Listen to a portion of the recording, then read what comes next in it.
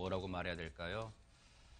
소중한 아이들이 타고 있어요 라는 스티커가 붙은 차량이 있었습니다. 그런데 이 차량 안타까운 일을 당하고 말았습니다. 홍수민 아나운서.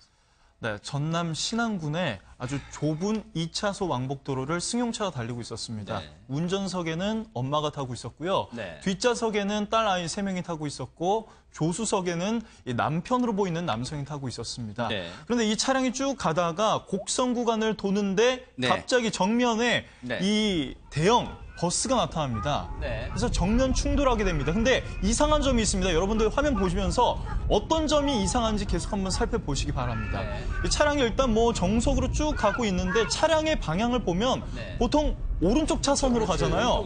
그런데 2차선 왼쪽으로 이렇게 역주행을 하다가 순간적으로 나타나는 버스에 정면 충돌을 하게 되는 거죠. 네. 지금 저기가 전남 신안의 한 이 지방도로인 것 같습니다. 저 영상 보시면 네. 굉장히 이 풍경도 자연과 잘 어우러져서 아름답고 네. 또 아이들도 이 아기 염소 노래까지 부르고 있다가 굉장히 평온한 상황이었는데 순간적으로 이렇게 버스가 다가오면서 정면 충돌이 된 겁니다.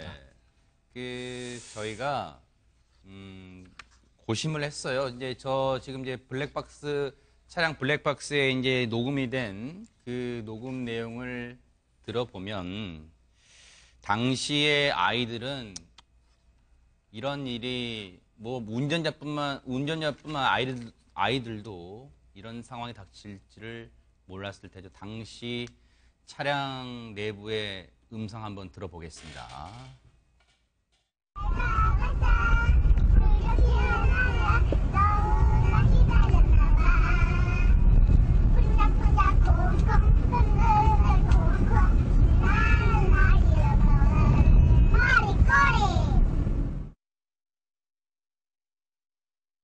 저렇게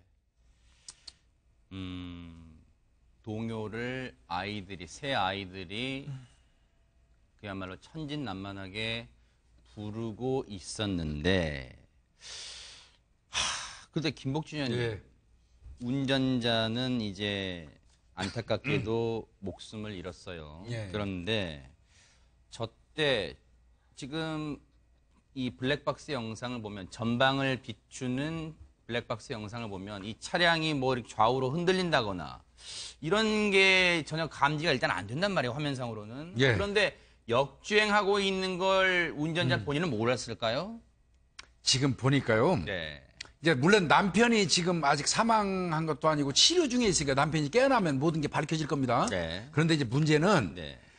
제가 판단할 때는 아이들이 그 쌍둥이가 둘이고 큰 애가 하나 있어서 셋이라고 해요, 딸들이. 네. 네. 그러면 아이가 셋에다가 조수석에는 남편이 타고 있었다면 이거는 이 여성 운전자가 특별한 생각, 무슨 극단적인 고의 사고를 유발하기 위한 그런 목적은 아니리라고 봅니다. 네. 저는 그건 아닌 것 같고 네. 운전을 많이 평상시에 안 했던 그러니까 네. 원래 어떤 여행을 갔다 하면 남편이 네. 운전하다가 남편이 쉬는 시간대 혹시 자고 있지 않았나 싶어요. 네. 그 시간대 길을 잘못 들어가고 익숙지 않은 길을 네. 그리고 저 길이 차가 많이 다니는 길 같으면 역주행을 금방 눈치챌 수 있을 네. 거예요. 네. 근데 우리가 지금 보시다시피 계속 진행하는데도 차 한 대도 안 오지 않습니까? 네. 그러다 보니까 자기 차선으로 역주행이라는 사실을 몰랐을 개연성이 더 커 보이거든요. 네. 그래서 이거는 운전을 많이 안 한 어떤 주부의 네. 환경에 익숙하지 않은 어떤 이런 현상 때문에 야기된 사건이 아닐까 이렇게 추정해 봅니다. 일단 조심스러운 추정입니다. 네, 홍수민 아나운서. 네. 실제로 영상 끝부분을 잘 들어보면 여성이 운전을 하다가 깜짝 놀라는 소리가 들립니다. 그걸 네. 봤을 때는 여성도 이 상황을 전혀 예상을 못했다고 볼 수도 있는 겁니다. 네, 지금 운전자 상황을 한번 정말 송구합니다만 한번 들어보겠습니다. 그 상황입니다. 이 구간이 한 19초 네. 정도 됐다고 네, 합니다. 15초 정도. 노래 소리 들리고요. 마지막 부분에 어린이도 놀래요. 지금 홍수민 아나운서 설명처럼 마지막 부분에 운전자 지금 정확히는 뭐 파악을 해봐야겠습니다만은 운전자와 그 조수석에 타고 있던 남편분도 같이 놀라는 그런 그 어른들의 네. 같이 놀라는 소리가 들렸어요. 예, 예. 지금 안타깝게도 지금 남편으로 추정되는 남성이 옆에 조수석에 타고 있었다고 합니다. 남편인지는 아직 확실치가 않습니다. 지금 이제 치료를 받고 나서 진술을 들어봐야 할 텐데 지금 아이들의 상태가 지금 걱정이 됩니다. 안타깝게도 운전자는 지금 목숨을 잃은 상태인데 자, 당시 사고 현장에 출동했던 소방 관계자 얘기를 좀 들어보도록 하겠습니다. 승용차들이 다 중상이어서 그쪽부터 채취하고 이송하고 그 다친 애가 머리에 피도 나고 골절이 심해가지고 예, 응급처치하고 이제 구급차가 너무 멀리 있어가지고 시간이 걸릴 것 같아서 얘가 너무 급해서 이제 경찰차로 이렇게 3명 태워서 먼저 보내고 쪼그려가지고 버스 문도 안 열어지고 구조대원들이 버스 안으로 들어가서 그 유리창으로 그 할아버지 할머니거든요. 11분인데 부축해가지고 막 그 넘어오고 그랬어요. 이렇게 빼냈어요. 이렇게.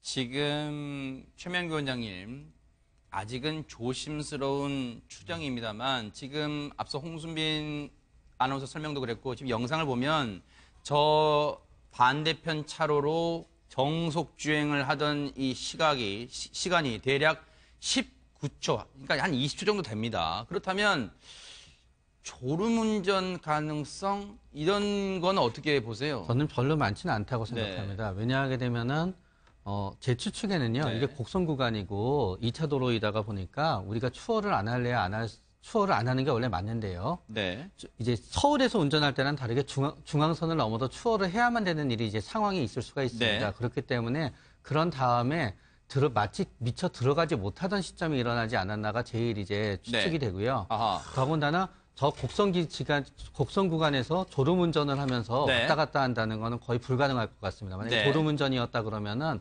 정면에 오는 차와 부닥치는 것보다는 네. 이탈한다거나 펜스에 부닥칠 가능성이 조금은 아하. 더 많을 것 같습니다. 지금 이 안타깝게도 운전자는 지금 목숨을 잃었고 지금 저 버스도 지금 상당히 날벼락을 맞은 그렇죠. 셈이에요. 지금 버스에 타고 있던 분들도 많은 분들이 지금 부상을 당하셨는데 이인철 변호사님. 네. 어쨌든 사고 경위는 그 조수석에 타고 있던 남성이 치료를 좀 받고 나서 좀 진술이 가능해야지 정확한 경위가 좀 드러날 것 같다는 생각이 듭니다. 그렇죠. 이 교통사고라는 것은 이 과실 비율에 따라서 보상이 청구되는데 네. 사실 뭐 이 사건 같은 경우에는 거의 뭐 버스 기사는 과실이 0이에요. 네. 그렇잖아요. 과실이 없잖아요. 이 승용차 운전자가 진짜 과실이 100%라고 볼 수가 있는데 네. 근데 왜 저렇게 좀 갔을까? 네. 제가 보기에도 그 졸음운전이나 음주운전은 아닌 것 같은 게 네. 계속해서 정석으로 지금 똑바로 그러니까요. 가고 있다는 거예요. 네. 그 차선만 바꾸고 있었지. 만약에 네. 졸음운전, 음주운전 같으면 이렇게 삐뚤삐뚤 갔을 텐데 네. 그래서 아마 이 여성 운전자가 뭔가 착각을 하지 않았나. 그래서 자기가 제대로 정석 운전하고 있다, 준법 운전하고 있다고 아마 착각을 했을 거예요. 네. 근데 그게 사실 역주행이기 때문에 본인의 네. 과실이 100%고 아하. 이 버스의 승객 같은 경우, 다친 승객 같은 경우에는 이 승용차 보험회사겠죠. 거기에 네. 이제 책임을 다 청구할 수 있을 것 같습니다. 네. 그 승용차 동승 남성은 뭐 남편인지는 지금 신분이 확실치가 않습니다. 일단 남성은 장 파열 등 중상으로 수술을 받고 있어서 현재 경찰이 진술을 할 수 없는 상태래요. 그래서 진술을 할 수 있는 상황이 돼야지 정확한 경위를 들어볼 수 있기 때문에 이 정확한 경찰의 조사는 좀 예상보다는 늦춰질 가능성도 있는데 안타까운 건요. 제가 앞서 말씀드렸지만 저 해당 승용차 이 뒷유리에 이런 스티커가 붙어 있었습니다. 소중한 아이들이 타고 있어요. 이런 보호 스티커도 붙어 있었는데 이런 일을 당했다고 하니까 정말 안타깝습니다. 그리고요. 네네. 이게 좀 필요해요. 저렇게 한적한 통행이 많지 않은 길 있잖아요. 네. 여기에는 화살표 표시 해줘야 돼요. 수시로. 그러네요. 일본이라든지 호주 같은 데는요. 네. 그 규정이 돼 있어요. 네. 그 차량 통행이 아주 뜸한 네. 곳에는 아. 반드시 화살표 표시를 해줍니다. 네. 그러니까 우리나라도 요거는 지자체에서라도 화살표 표시를 좀 해주는 게 좋을 것 같습니다. 그러네요. 안타깝네요. 자, 다음 얘기로 넘어가기 전에요. 지금 오늘 아침에 들어온 소식 좀 알아보겠습니다. 세계에서 5번째로 높은 아랍에미리트의 한 고층 아파트에서 큰 화재가 발생했다고 하는데 자세한 소식 국제부 신재우 기자 연결해서 알아보도록 하겠습니다. 전해주시죠. 네, 현지 시간으로 오늘 새벽 1시쯤 아랍에미리트 두바이의 80층 규모 대형 아파트에서 큰 불이 났습니다. 지금도 화재로 인해 건물 파편들이 계속 밑으로 떨어지고 연기가 심해지고 있는데요. 현재 소셜미디어에는 화재 피해를 우려하는 두바이 주민과 관광객의 글이 잇따라 올라오고 있습니다. 두바이 정부는 4개 소방대와 경찰을 투입해 화재 진압에 나서고 있지만 아직 정확한 인명피해 상황은 알려지지 않았습니다. 하지만 화재가 발생한 시점이 새벽 시간이어서 미처 대피하지 못한 사람들이 있을 것으로 예상돼 인명피해가 우려되고 있습니다. 화재가 발생한 건물인 토치타워는 높이가 330m에 달하는 86층 건물로 2011년 완공 당시만 해도 세계 최고층 아파트로 이름을 올렸습니다. 현재 676가구가 거주 중인 것으로 알려진 이 건물은 2015년에도 불이 났었는데요. 당시 인명피해는 발생하지 않았습니다. 두바이 당국은 건물 외벽에 장착된 가연성 외장재에서 불이 시작된 것으로 보고 정확한 화재 원인을 조사하고 있습니다.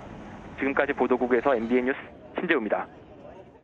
네, 지금 초고층 아파트인데요. 86층 건물입니다. 아직까지 정확한 인명피해 피해 상황은 알려지지 않고 있습니다만 부디 정말로요. 이 안타까운 인명피해는 없기를 기대를 해보겠습니다. 자세한 소식은 MBN 정통 종합뉴스 MBN 뉴스8에서 더 자세히 전해드리도록 하겠습니다.